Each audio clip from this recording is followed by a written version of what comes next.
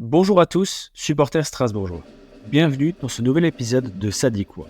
Aujourd'hui, on va revenir sur le match qui s'est joué le 25 août 2024 entre le Racing et le Stade Rennais. Restez avec moi, car on va analyser en profondeur ce qui s'est passé sur le terrain. Allez, c'est parti.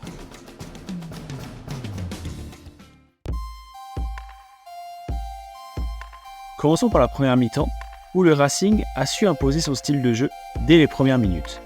Pour ce match, notre coach a opté pour une formation audacieuse en 3-2-3-2, qui est modulable selon les besoins et selon l'équipe qui a la balle. Dans les buts, nous avions Carl-Johan Johnson, qui a su assurer avec plusieurs arrêts décisifs. En défense, une ligne de 3 composée de Guéladoué, Sedousso et Abakar Silla, qui ont eu la tâche de contenir les attaques rennaises. Juste devant eux, Ismaël Doucouré et Andrei Santos se sont chargés de récupérer les ballons et de protéger la défense. Plus haut sur le terrain, le milieu offensif était constitué de Dylan Bakwa, Habib Diarra et Caleb Wiley, qui ont été responsables de dynamiser notre jeu et de créer des occasions. En attaque, le duo Diego Moreira et Emmanuel Emega s'est occupé de mettre la pression sur la défense adverse en se montrant constamment dangereux. Les premières actions sont marquées par un bon pressing de la part des deux équipes. Strasbourg parvient à ressortir le ballon proprement sous la pression de Rennes, ce qui témoigne de la confiance des joueurs en leur plan de jeu. Au fil des minutes, le Racing s'efforce à contrôler le rythme du match, même si Rennes intensifie son pressing. À la 23e minute, Strasbourg prend l'avantage grâce à Andrei Santos, qui marque d'une demi-volée suite à un corner bien tiré de Bakwa. C'est une récompense méritée pour notre équipe, qui a su profiter des coups de pied arrêtés. Rennes ne tarde pas à réagir, touchant la barre transversale peu après, mais notre défense reste vigilante. En fin de première période, Strasbourg commence à montrer quelques signes de fatigue, surtout sous la chaleur.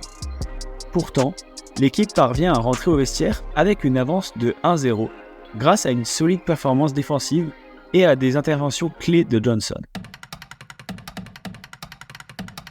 La seconde mi-temps démarre sur le chapeau de roue pour le Racing.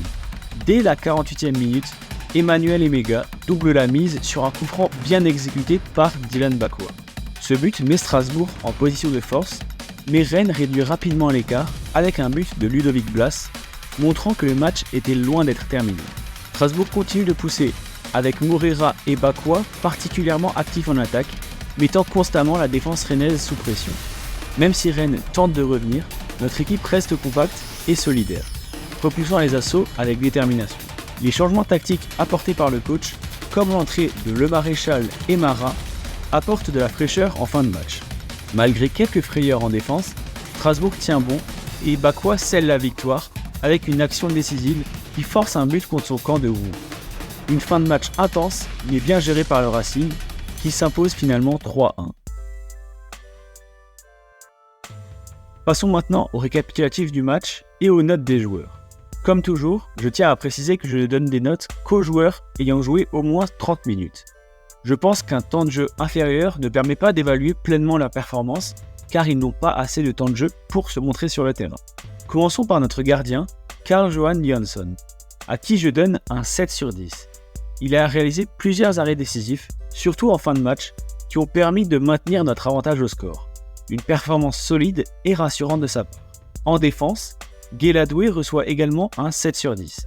Il a été solide sur son côté, interceptant plusieurs ballons et aidant à repousser les attaques rennaises. Sedousso, avec une note de 7, a aussi été un pilier de notre défense, gênant les attaquants adverses à plusieurs reprises et restant solide dans les duels. Abakar Silla, quant à lui, obtient un 5. Silla a été assez bon dans les duels, mais il prend trop de risques lorsqu'il a la balle au pied. On l'a vu en difficulté à plusieurs reprises, sauvé par Johnson sur 2 occasions. Au milieu de terrain, Ismaël Doucouré reçoit la meilleure note avec un 8. Il a été très présent dans la récupération du ballon, mais aussi dans la projection vers l'avant. On sent qu'il veut vraiment prouver sa valeur, surtout avec les rumeurs de transfert vers Wolfsburg qui circulent.